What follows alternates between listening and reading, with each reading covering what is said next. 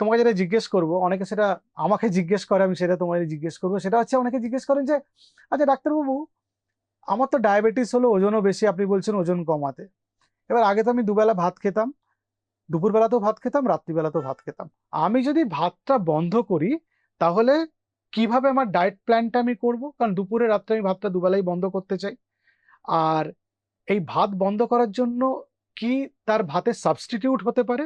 আর ভাত বন্ধ করলে আমার শরীরে কোনো ক্ষতি হবে কিনা, যেটা খুব মানে খুব বেশি করে আমার জানতে হবে, যে ভাতটা আমি দুম করে এতদিনের অভ্যাস যে আমি বন্ধ করে দেবো, আমার শরীরে তার অ্যাডভার্স কোনো এফেক্ট পড়বে কিনা। যেহেতু আপনি বল মানে পেশেন্ট বলছেন যে উনি ডায়াবেটিক, তার সাথে সাথে আবার ওভারওয়েট, তো সেক্ষেত্রে প্রথমেই বলি যে তার যদি সেভাবে কোনো এক্সারসাইজ তাহলে নেই, তিনি সেডেন্টারি একটা লাইফ কাটাচ্ছেন, মানে বেশিরভাগটাই বসে বসে, তার জন্যই তার এই ওভারওয়েট, বা দুবেলা ভাত খাচ্ছেন, তাহলে সেক্ষেত্রে অবশ্যই এই সিম্পল কার্বোহাইড্রেট বন্ধ করে দেওয়া যেতে পারে। কিন্তু ফর এনার্জি, সেই এনার্জিটা মানে একদম কার্বোহাইড্রেট লেস ডায়েট করে কোনো লাভ নেই। কারণ শুধু প্রোটিন ফ্যাট খেয়ে একটা অ্যাডভার্স এফেক্ট হতে পারে বডিতে। এবার এজ বা তার আমার জানা নেই তার অন্য কোনো কমপ্লিকেশন আছে কিনা, তাহলে সেক্ষেত্রে তো আবার প্রোটিনেরও মানে হিসাব হয়। তো সেজন্য অবশ্যই কার্বোহাইড্রেটের মধ্যে এই সিম্পল কার্বোহাইড্রেট বন্ধ করে দিন, কিন্তু কমপ্লেক্স কার্বোহাইড্রেটে শিফট হয়ে যান। তাহলে সেক্ষেত্রে ডালিয়া, ওটস, বার্লি, কিনুয়া, মিলেটস, এগুলোকে অ্যাড করা হোক। এগুলোর বিভিন্ন পদ্ধতিতে খান। ইভেন আমি অনেককেই সাজেস্ট করি যে হোয়াইট রাইস না খেলেও ব্রাউন রাইসও খেতে পারেন, সেটাতে অনেকটা ফাইবার, অনেকটা লেস রিফাইন্ড, তাহলে এভাবেও ভাতকে ইনক্লুড করা যেতে পারে। বা একটা মিলেটস এর মধ্যে আছে শ্যামা চাল, সেই শ্যামা চালটাও কিন্তু ভাতের মতো রান্না করে ডাল সবজি দিয়ে খেতেই পারেন, মাছের ঝোল দিয়ে। ভাতের স্বাদ হয়তো হবে না, কিন্তু ফাইবার কন্টেন্ট, হেলথ দেখতে গেলে এইগুলোতে নিজেদেরকে ফিট ইন করতে হবে। মানে আমি অন্যভাবে যদি জিজ্ঞেস করি তোমাকে, যে ডায়াবেটিক পেশেন্টরা কি ভাত খেতে পারে, মানে সেটাও একটা প্রশ্ন কিন্তু, যে অনেকে জিজ্ঞেস করে তো আমি ভাত খেতে পারি তো একবেলা, মানে ভাত খেলে বিশাল কিছু ক্ষতি হয়ে যাবে কিনা তারা জানতে চায় আর কি। মানে তারা সচেতন যে ডায়াবেটিস হয়েছে, তারা নিয়ন্ত্রণ করতে চায়। অ্যাট দ্য সেম টাইম তারা তাদের ডেলিকেসিটাও দেখে নিতে চায় আর কি, যে ভাত তারা খেলে কোনো অসুবিধা হবে কিনা। এটা একটা মানে খুব কমপ্লিকেটেড ও হতে পারে, আবার খুব ইজি ভাবেও আনসার দেওয়া যেতে পারে, দু রকমই হতে পারে।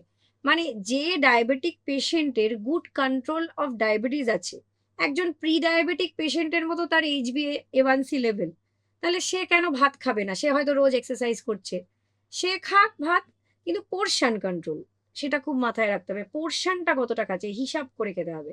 আর এই ভাতের সাথে তাকে বাড়িয়ে তুলতে হবে অনেকটা ফাইবার, অনেকটা ডাল, মাছ সে জায়গায় উনি খান, কিন্তু মাছ মাংস যা হোক, ডিম খান, কিন্তু ভাতটা কম। এবার যাদের আনকন্ট্রোল ডায়াবেটিস আছে, তারা এই হোয়াইট রাইস না খেয়ে তখন তাদের শিফট হতে হবে ব্রাউন রাইসে।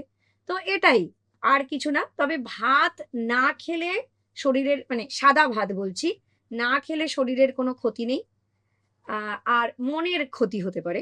কিন্তু আর সাদা ভাত যদি ডায়াবেটিক পেশেন্টরা কখনো খেয়েও নেয়, সেটাও কোনো ক্রাইম নয়।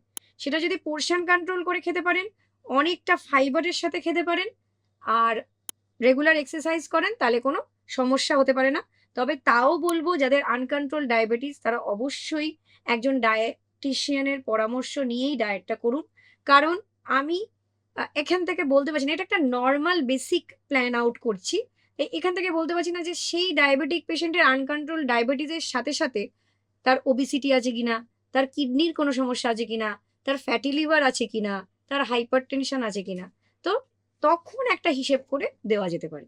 ওই ডায়াবেটিসের কথা এলেই ফল খাওয়ার ব্যাপারটা চলে আসে। পেশেন্টরা জিজ্ঞেস করেন ডাক্তারবাবু কি কি ফল খাবো, তখন আমি বলি যে ঠিক আছে, আপেল খান, পেয়ারা খান, আপনি শশা খেতে পারেন, বা কখনো কখনো পেঁপে খেতে পারেন। কিন্তু আমি বলি যে আম, কলা, লিচু, কাঁঠাল এগুলো একটু কম খাবেন। তাদের এক্সপ্লেনেশন দিয়ে দিই যে কেন কম খাবেন, যে আমের মধ্যে ফাইবার বেশি থাকে, আমটা লিচুর থেকে কম আবার সুগার বাড়ায়, ফলে লিচু অনেকটা আর হাই গ্লাইসেমিক ইন্ডেক্স ইনডেক্স, এগুলো, হ্যাঁ। মানে লিচু আর আমকে যদি আমি কম্পেয়ার করি, আমি দেখেছি যে আম খেলে সুগার একটু কম বেশি বাড়ে, লিচু খেলে আর একটু বেশি বাড়ে। এবার যদি একজনের খুব আনকন্ট্রোল ডায়াবেটিস আছে, মনে করো কারো ফাস্টিং সুগার 200-র উপরে, পিপি আছে 300, 350, সে ফল খেলে কিভাবে খাবে, কতটা খাবে একটু বলে দাও। এবার যার এই লেভেল অফ ডায়াবেটিস সে তো আম লিচুর মানে দেখবেনই না, তাকিয়েই দেখবেন না, কারণ আম লিচু তার জন্য একদমই রেকমেন্ডেড না। তো তারা যদি ফল, অবশ্যই ফল তো ফাইবার আছে, তাহলে দেখতে হবে কোনটা লো গ্লাইসেমিক ইন্ডেক্স ফল। তার মানে শসা, দেন পেয়ারা, পেঁপে, আপেল, এগুলো তাও তারা খেতে পারে। তবে অনেকটা পরিমাণ ফল খাবে না, মানে 300-400 গ্রাম ফল খেয়ে নিলেন, যে মানে ফল খেতে বলছি মানেই অনেকটা খেতে হবে তাও নয়।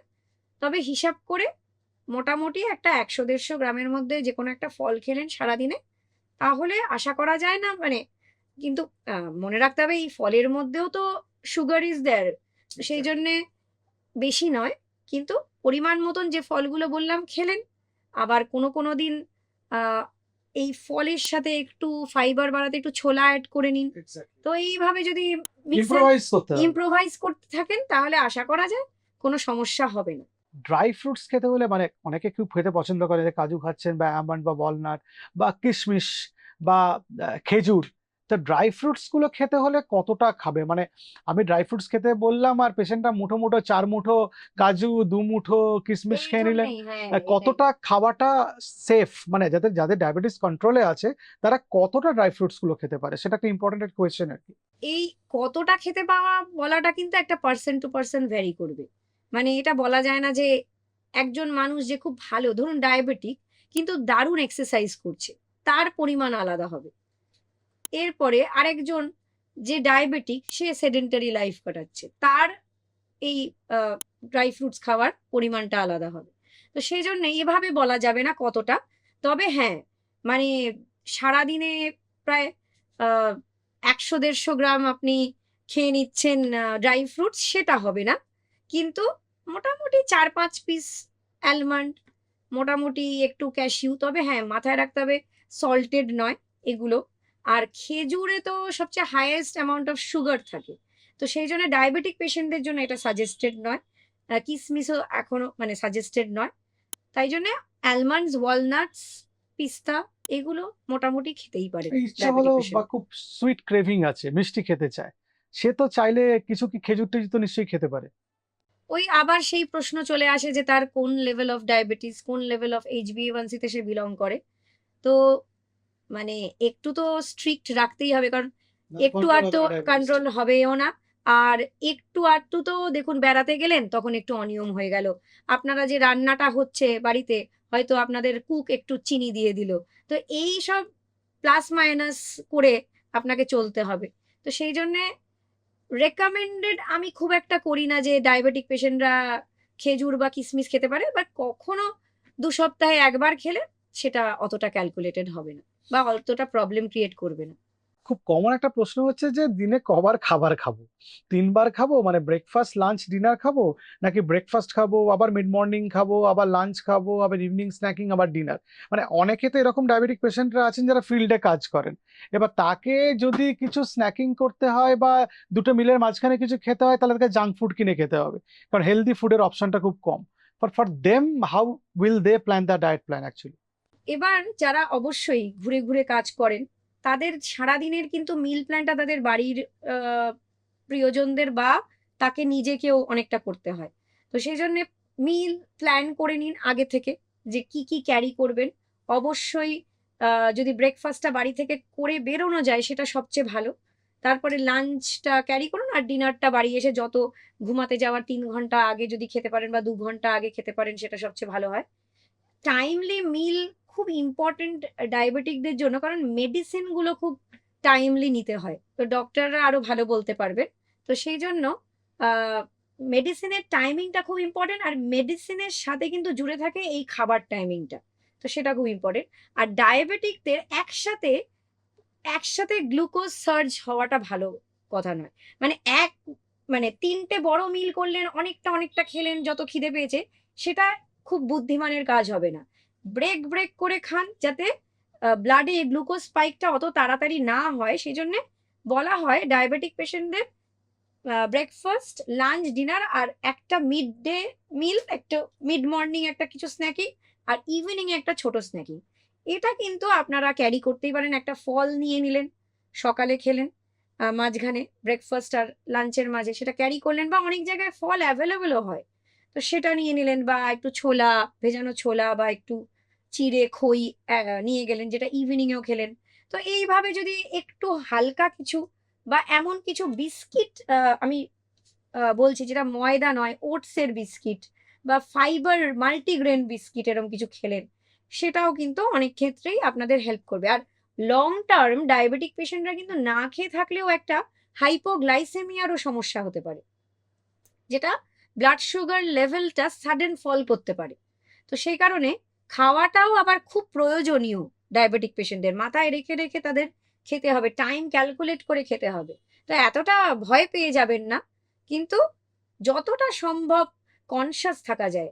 আপনাদের এই ডায়েট বা এই যে আজকে যে ডিসকাশনটা, আপনাদের প্যানিক স্ট্রাক করার জন্য নয়, আপনাদেরকে কনসাস করার জন্য, যে কতটা কনসাস থাকলে একটা হেলদি লাইফ আপনারা পেতে পারেন, সেটাই। ডায়াবেটিক পেশেন্টরা চা বা কফি খেতে পারেন কিনা চিনি ছাড়া, মানে খেলে কতবার খেতে পারেন, সেটা খুব ইম্পর্টেন্ট প্রশ্ন। অনেকে জিজ্ঞেস করেন, তো চিনি তো খাবো না, আপনি বলে দিলেন ঠিক আছে, গুড়ও খাবো না, কিন্তু চিনি ছাড়া চা কফি আমি খেতে পারি কিনা, সেটা কারণ আমার শরীরে ক্ষতি করবে কিনা। এবার কফি বলুন বা চা বলুন, কোনোটাই বেশি খাওয়া উচিত না, সেটা যে কোনো মানুষের জন্যই। সারাদিনে ম্যাক্সিমাম চা কফি মিলিয়ে 4 বার খেতে পারেন। আর চা হলে, মানে শুধু যারা চা খাচ্ছেন ওরকমই 2-3 বার, ম্যাক্সিমাম 4 বার। কফি খেলেও তাই। তবে চা বা কফির যদি আমি কম্প্যারিজন করি, কফিতে ক্যাফিনটা আর একটু বেশি থাকে, তো ওটা আর একটু কম। আর চাটা আপনারা 2-3 বার, ম্যাক্সিমাম 4 বার খেতেই পারেন। এবার আমার একটা প্রশ্ন হচ্ছে, কুকিং প্রসেসে আমি যেতে চাই, মানে রান্নাটা কিরকম মশলা দিয়ে করা উচিত, বা মশলা কিরকম ব্যবহার করা উচিত, আর তেল ব্যবহার করলে কি তেল খাবে ডায়াবেটিক পেশেন্টরা, খুব জিজ্ঞেস করে আমাকে।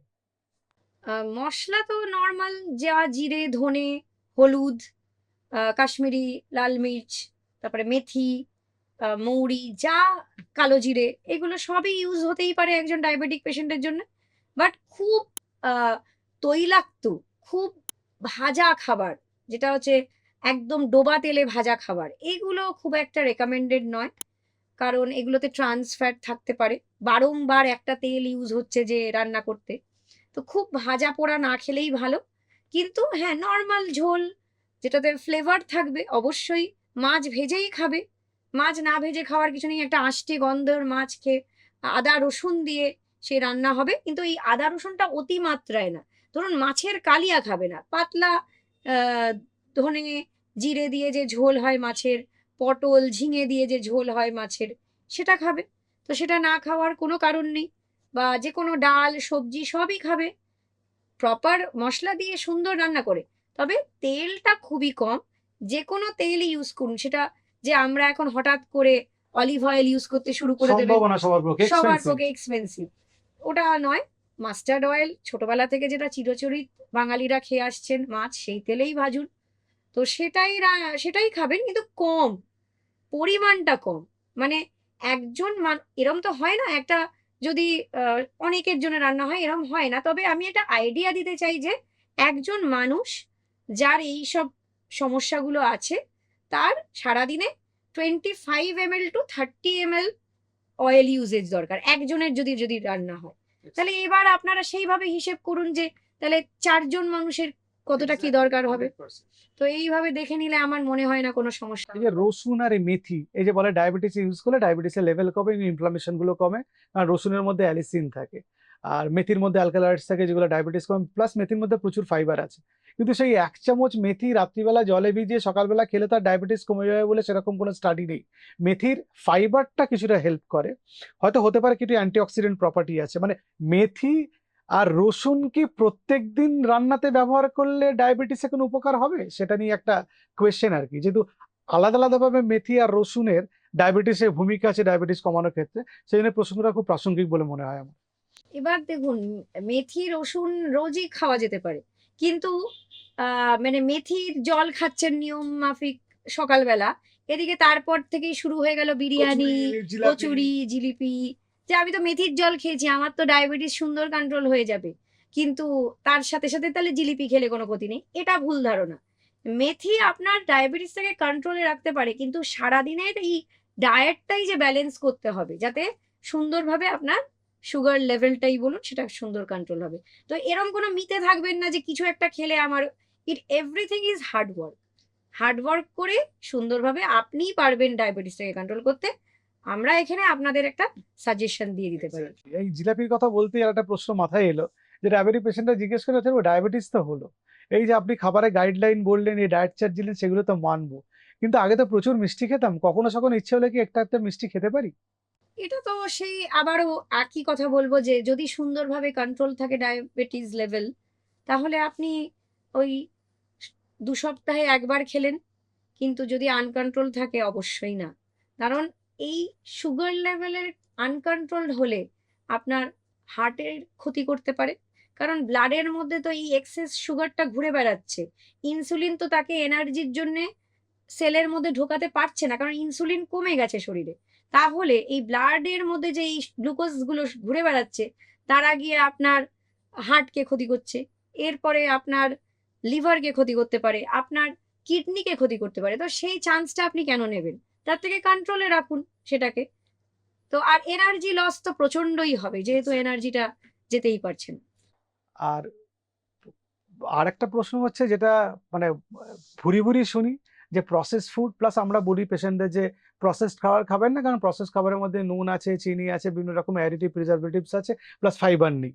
ফলে প্রসেস খাবার ডায়াবেটিসের জন্য খারাপ। তো লোকে বলেন প্রসেস খাবার কোনগুলো, যখন বোঝায় যে সসেস বা বেকন বা চিপস বা বিভিন্ন রকম চানাচুর, ভুজিয়া, সস, সস, আচার, হ্যাঁ, তো এগুলো সবই প্রসেস। প্রসেস ফুড, তো তখন বলবেন যে এগুলো ছাড়া বাঁচবো কি করে, মানে সত্যি কি প্রসেস ফুড ছাড়া কি ডায়েট প্ল্যান করা সম্ভব না, সেটা একটা প্রশ্ন আর কি, এবং অনেকেরা জিজ্ঞেস করেন। এবার দেখুন, সস বলতে যদি আমরা বাড়িতেই একটু টমেটোটাকে একটু পিউরি বানিয়ে নিই মিক্সার গ্রাইন্ডারে, তার মধ্যে একটু হালকা পিঙ্ক সল্ট, একটু ট্যামারিন্ড, একটুখানি ট্যামারিন্ডেরও দরকার নেই, লেবুর রস দিয়ে নিই, একটু গোলমরিচ, একটু আদা কুচি, রসুন কুচি, ধনেপাতা কুচি, তাহলে কিন্তু এটা মানে এটার বিপরীতে এটা ইউজ করা যেতে পারে। কিন্তু আমরা যে ইউজ টু হয়ে যাই, সবসময় যদি টেস্টের দিকে যাই, যে ওটা ছাড়া আমার টেস্ট এলো না, ওই যে গুচ্ছ গুচ্ছ চিনি আমার কেচাপের মধ্যে মেশানো আছে, সেটা দিয়ে হ্যাঁ, আমার এই ফ্রাইটা না খেলে আমার হচ্ছে না, হচ্ছে না। তাহলে তো মুশকিল, ফ্রাইটাও খাচ্ছে বাজে, আবার সসটার মধ্যে এত এত সসটাও, চিনি, হ্যাঁ, সেটাও বাজে, ফলে কিন্তু অনেকেই জানেন না কিন্তু যে এই সসের মধ্যে চিনি থাকে। হ্যাঁ, ইভেন ওই আচারগুলো যেগুলো প্রসেসড হয় তারেও চিনি দেয়, চিনি কারণ দেয় টেস্ট এনহ্যান্স enhance হয়। করার জন্য, তো সেই জন্যই ওটা, এবার দেখুন আপনি বেড়াতে গেছেন তখন একটু খেলেন, দ্যাট ইজ ডিফারেন্ট। রেগুলার হ্যাবিটের মধ্যে না রাখা ভালো। তো রাত্রের খাবারের প্ল্যানিংটা কিরকম হবে, মানে এরকম কোনো হার্ড অ্যান্ড ফাস্ট রুল আছে কি, রাত্রের খাবারটা পার্টিকুলার এরকম গ্রুপ অফ ফুড খেতে হবে, বা এই রকম হতে হবে, মানে কম খেতে হবে, বা খেলে কি ধরনের ডিনারের তার মেনু থাকা উচিত? মানে রাত্রে অনেকে জিজ্ঞেস করে, তবু টক দই খেতে পারি, স্যালাড খেতে পারি, বা ফল খেতে পারি কিনা? তো এই ব্যাপারে একটা একটা মোটামুটি একটা আইডিয়া লোকে চায়, তো সেই ব্যাপারে তুমি কি বলবে? এবার বিভিন্ন মানুষের বিভিন্ন টাইম স্কেডিউল। এবার ধরুন যে সকাল থেকে ভালো করে কিছু মিল প্ল্যান করতেই পারেনি, সে মানে ভেবে থাকে যে আমার ডিনারটা একটু ভালো করে করব, তাহলে সে খাবে রুটি খেলো, আহ, তার সাথে চিকেন খেলো, একটু সবজি খেলো, একটু ডাল খেলো, মানে ডায়াবেটিক পেশেন্টের কথা বলছি। কিন্তু মানে অতিমাত্রায় মানে এই জন্যেই বলা যে ব্রেক ব্রেক করে খাওয়া, যাতে মানে যতটা দরকার তার থেকে না ক্যালোরি ইনটেক করে ফেলেন। তো সেই জন্য পোর্শন কন্ট্রোল এটা একটা মাথায় রাখতে হবে। আবার অনেকক্ষণ না খেয়ে থাকলে একটা বেশি খাওয়ার দিকে চাহিদা বেড়ে যায়, সেটা মাথায় রাখতে হবে যাতে আমি মাঝে একটা কিছু খেয়ে নিই, যাতে আমার রাতে গিয়ে বেশি না খেতে হয়। তো এটা একটা, খিদে তো পাবেই, খিদে পাওয়াটা কোনো ক্রাইম না, খিদেটাকে কিভাবে ব্যালেন্স করবেন সেটাই হচ্ছে আসল কথা। আর ডায়েটিশিয়ানরা না খাইয়ে রাখতেও এখানে বসে নেই। তো সেই জন্য খাবেন নিশ্চয়ই, খাওয়াটা খাওয়ার জন্যই জীবন। তো খেতে হবে, তা না ফুয়েল কি করে আসবে, ইঞ্জিন চলবে না। তো সেই জন্য খাওয়াটা দরকারি, কিন্তু তার মানে এই নয় যে অতিমাত্রায় খাবেন, কিন্তু নর্মাল ব্যালেন্স থাকবে। তবে যেটা আমরা লাঞ্চে, কারণ আমি এমনিই বলি যে রাতের দিকে খুব এক্সপেরিমেন্টেশন করাটা উচিত নয়, যেটাতে আপনার চিরচরিত নিয়মে Exactly. চলছেন সেটা এমন কিছু খেয়ে ফেললেন সারা রাত বদহজমে, আর ঘুম সারা হলো রাত না। বদহজম হলো, ঘুম হলো। ইভেন রাতের দিকে এই পরিষেবাগুলো, যে ডাক্তারি পরিষেবাগুলোও কিন্তু অনেক কমে যায়, সীমিত হয়ে যায়। বা হঠাৎ করে এমন যে ইনসুলিন নিচ্ছে সে আবার মানে হয়তো অনেক ইউনিট, 16 ইউনিট, 17 ইউনিট এত করে ইনসুলিন নিচ্ছেন, তিনি আবার আজকে বললেন যে না আমার বিকেলে একটু খাওয়া হয়ে গেছে, রাতে রাতে খেলামই না, কিন্তু Sugar fall. ইনসুলিনটা আবার নিয়ে নিলেন, সেক্ষেত্রে কিন্তু হাইপোগ্লাইসেমিয়া হয়ে গেল। আরেকটা লাস্ট প্রশ্ন আমি করব যে ডায়াবেটিসের ডায়েটে প্রোটিনের কি ভূমিকা আছে এবং প্রোটিন খেলে কি ধরনের প্রোটিন খাবে, এটা খুব ইম্পর্টেন্ট। অনেকে জিজ্ঞেস করেন আপনি ডায়াবেটিস আছে মাছ মাংস ডিম খেতে পারি তো, তাহলে সেই প্রশ্নটা করতে চাই, বা যারা ভেজিটেরিয়ান তারা কি করে প্রোটিনটা পাবে? ডায়াবেটিক পেশেন্টরা প্রোটিন অবশ্যই ইনটেক করবেন, কারণ প্রোটিন যেটা করে হচ্ছে একটা ফিলিং দেয়। এবার প্রোটিন রিচ ডায়েট খেলে যেটা হয় মানে পেটটা অনেকক্ষণ ভরে থাকে, তো যার জন্য বারবার যে ক্রেভিং হয় না। কারণ এমনিতে এক তো হচ্ছে যে ডায়াবেটিসে পোর্শন কন্ট্রোল করে দিতে হয়, তার জন্য একটু বারে বারে একটা খিদে পেতে পারে। তাছাড়া মানসিকভাবেও অনেক খাবার যেহেতু বন্ধ হয়ে যায়, একটা স্ট্রেস তৈরি হতে পারে, যার জন্য কর্টিজল হরমোন রিলিজ হতে পারে, যার জন্য মাঝে মাঝে একটা ক্রেভিং হতে থাকে।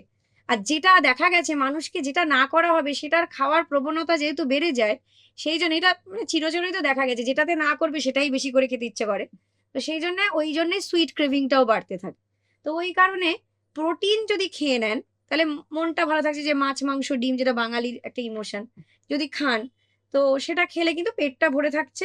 আর যারা ভেজিটেরিয়ান তারা তো ডাল, লেন্টিলস বলতে যেগুলো হচ্ছে আপনাদের ছোলা, মটর, এগুলো খেলো, প্লিজ।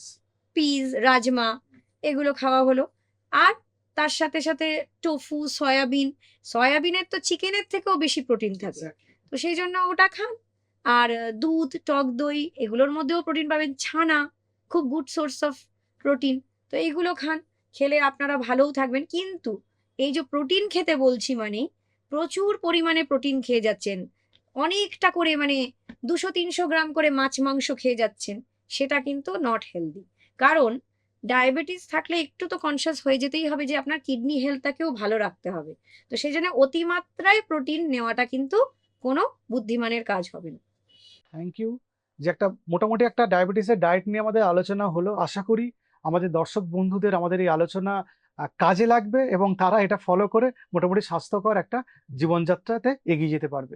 নমস্কার।